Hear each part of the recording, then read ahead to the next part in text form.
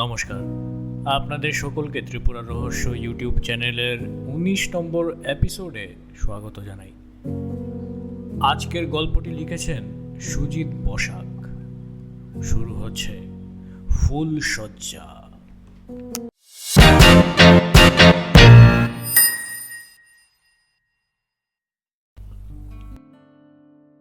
অমিতকে শেষ পর্যন্ত কাজটা করে ফেলতেই হলো। লীনা এতটা চাপ সৃষ্টি করবে সে ভাবতে পারেনি।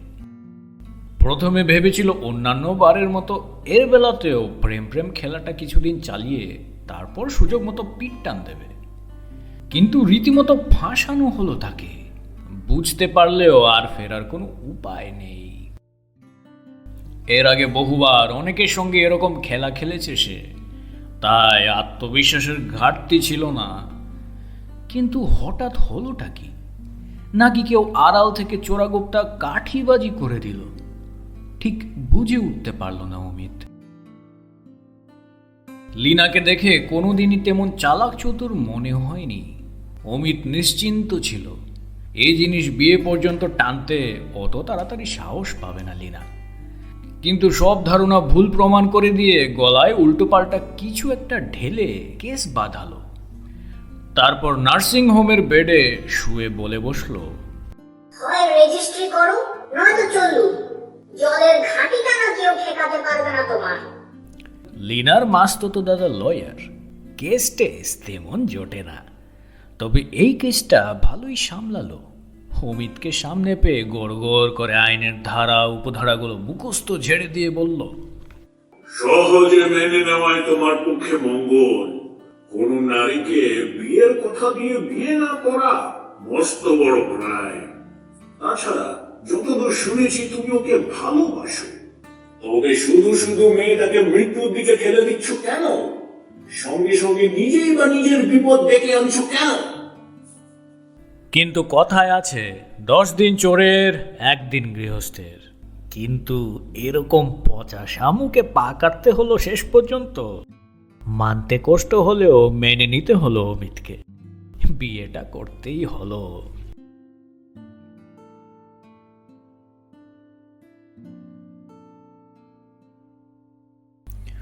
ফুলসজ্জার রাতে সব কাজকর্ম মিটতে মধ্যরাত পেরিয়ে গেল।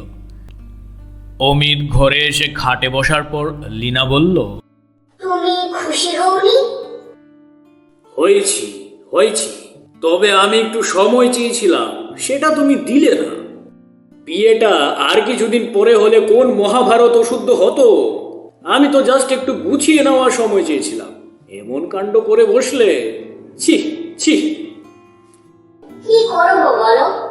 তোমার ব্যাকগ্রাউন্ড জানার পর আমি আর ঝুঁকি নিতে সাহস পাইনি। এবার পথে এসো, যা ভেবেছিলাম তাই। কেউ একটা ফোড়ন কেটেছে। তা এই শুভ কাজটা করলো কে শুনি একটু? তোমার বাবা। কি? প্রথম রাত্রির এই বাপ তুলছো? তোমার সাহস তো কম নয়। ফাজলামির একটা সীমা থাকে। তুমি আমাকে চেনো না লীনা, আমি কিন্তু মোটেও ভালো লোক নই। ঠিক ঠিক, এই কথাটাই বলেছিল তোমার বাবা। কেমন করে যেন আমাদের প্রেম করার সংবাদটা পেয়ে গিয়েছিলেন তিনি। তারপর সটান একদিন আমাদের বাড়িতে গিয়ে হাজির। আমি অমিতের বাবা। আমি বলছি, আমার ছেলে অমিত মোটেও ভালো ছেলে নয়। যা করার বুঝে শুনে করো। এসব বাবা বলেছে? বিশ্বাস না হলে শুনে দেখতে পারো। ডাকবো? আবার ফাজলামি হচ্ছে। এই ফুলসজ্জার রাত্রিরে বাবাকে ডাকবে? আর কি বলেছে বাবা? বলেছিলেন আমার অমিতের একটু চরিত্রের দোষ আছে, তবে মনটা ভালো। যদি এসব মেনে নিয়ে একবার বিয়ের পিড়িতে বসতে পারো, তাহলে দোষটা কেটেও যেতে পারে। বুদ্ধিটা উনি বাতলে দিলেন। সেদিন আমি বিষ খাইনি, ফেনিডিসিল সিরাপ খেয়েছিলাম। একটু নেশার মতো হলো, তুমি তো তাতেই ঘাবড়ে গেলে। বলুন তোমাকে যে আইনের ধারাগুলো মুখস্থ বলেছিল তার সবগুলো জমি সংক্রান্ত। বুলুদা অবছরা কিছু জানেই না। এ তো পুরো দস্তুর চিটিং। আর তুমি যে আমার সঙ্গে প্রেমের অভিনয় করেছো সেটা চিটিং নয়? একটা মেয়ের ভালোবাসার মূল্য, বিশ্বাসের মূল্য, এসব তুমি বোঝো? আমি জেনে বুঝে সুইসাইডের ভয় দেখিয়ে তোমাকে বিয়ে করেছি। কেন জানো? তোমাকে শিক্ষা দেব বলে। তোমার চরিত্র সম্পর্কে জেনে যে আঘাত আমি পেয়েছিলাম, সেই আঘাত আমি তোমাকে ফিরিয়ে দেব, তবে অন্যভাবে। তখন তুমি বুঝবে কেমন লাগে। মানে কি করতে চাও তুমি? ওটা অভিনয় ছিল। এবার আমি সত্যি সত্যি সুইসাইড করব। তুমি আমাকে ভালো না বাসলেও আমি কিন্তু তোমাকে মন প্রাণ দিয়ে ভালোবেসেছিলাম, আজও বাসি। কারণ ভালোবাসাটা আমার কাছে ঠুনকো ব্যাপার নয়।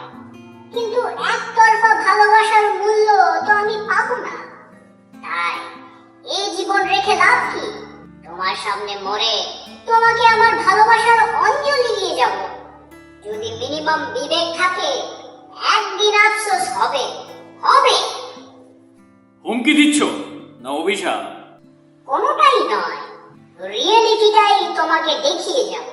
আমি হুমকি, অভিশাপ এসবে বিশ্বাস করি না। লিনা জামায় গুঁজে রাখা একটি ছোট্ট শিশি বার করলো। অমিত থমথমে গলায় বলল, এবার হোমিওপ্যাথি ওষুধ খেয়ে মরবে নাকি? লিনা সে কথার জবাব না দিয়ে শিশির ছিপি খুলে পুরোটাই গলায় ঢেলে দিল।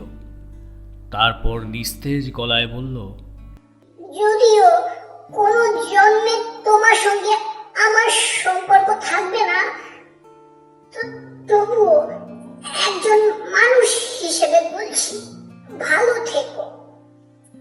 আমি আমি চললাম। উপরে এসেও দেখা করার চেষ্টা করো না, ওখানেও এরকমই ব্যবহার পাবে। ঢলে পড়েছে লিনা। অমিত পাশে গিয়ে ডাকার চেষ্টা করলো, কিন্তু কোনো সারা শব্দ নেই। এ তো মহা যন্ত্রণা। ফুলশয্যার রাত্রিরে এভাবে বইয়ের মৃতদেহ আগলে বসে থাকতে হবে নাকি সারা রাত? নিরুপায় হয়ে দরজা খুলে বেরিয়ে এলো অমিত। প্রাণপণে চেঁচামেচি করে ডেকে তুলল সবাইকে। বাবা ঘুম চোখে হন্তদন্ত হয়ে এসে বললেন,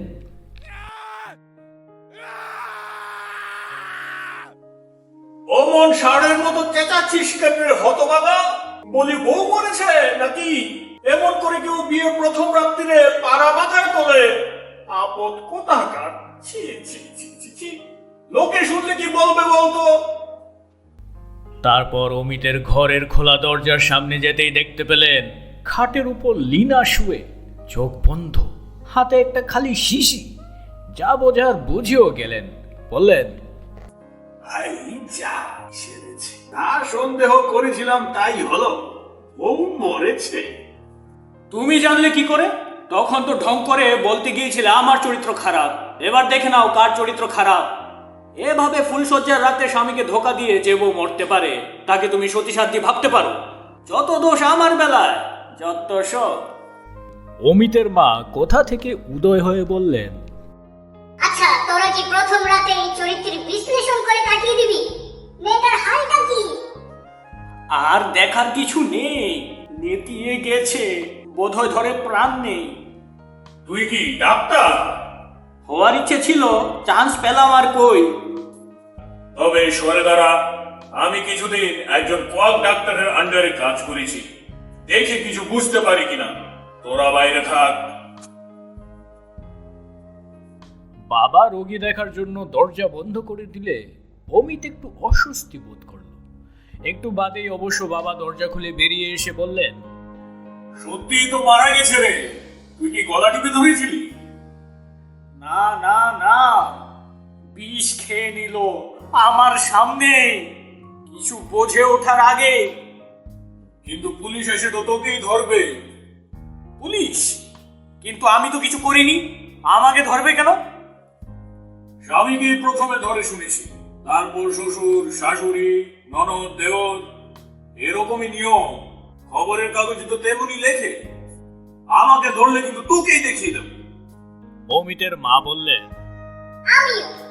এমনিতেও তুই আমাদের দেখবি বলে মনে হয় না।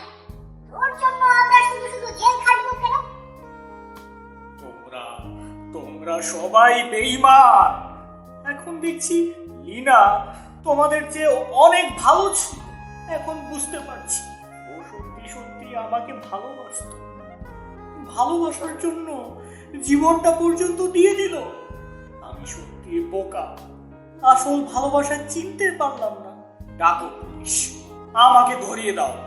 জেলে বসে আমি প্রায়শ্চিত্ত করব। তিল তিল করে আমি নিজেকে শেষ করে দেব। অমিত দুহাতে মুখ ঢেকে ফুঁপিয়ে কেঁদে উঠল।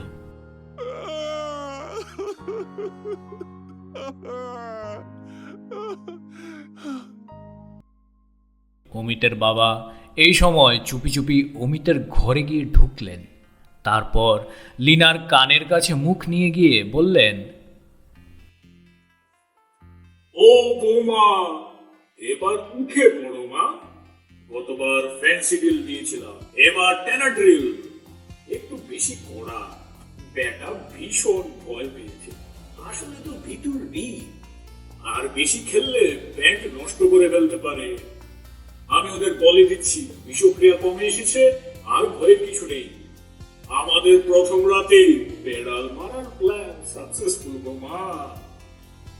কয়েকবার ডেকে সাড়া না পেয়ে অমিতের বাবার ভুরু কুঁচকে গেল। তিনি লিনার হাতে ধরা খালি শিশিটার দিকে তাকিয়ে আঁতকে উঠে বলল, আইন মেরেছে। এটা করেছে কি? খেতে বলেছিলাম আধ শিশি, ও তো দেখছি পুরোটাই গিলে বসে আছে। মৃদু হেসে লিনার মাথায় সস্নেহের হাত রাখলেন অমিতের বাবা। আপন মনেই বিড়বিড় করে বললেন, আহারে, সিনটাকে বোধহয় একটু বেশি আবেগ দিয়ে ফেলেছিল মেয়েটা। অ্যাক্টিং কি সহজ জিনিস রে মা? ভারসাম্য বজায় রেখে অ্যাক্টিং করা খুব কঠিন। আবেগ, ওষুধ, অভিনয় সবেরই একটা মাপ আছে। এই যে ওভার অ্যাক্টিং করে ফেললি, এবার 2-3 দিন ওহেতু ঢুকতে হবে। জানলার বাইরে তখন আবছা আলো। রাত শেষ হয়ে আসছে। আপনারা শুনছিলেন ত্রিপুরা রহস্য। Please like, share and subscribe.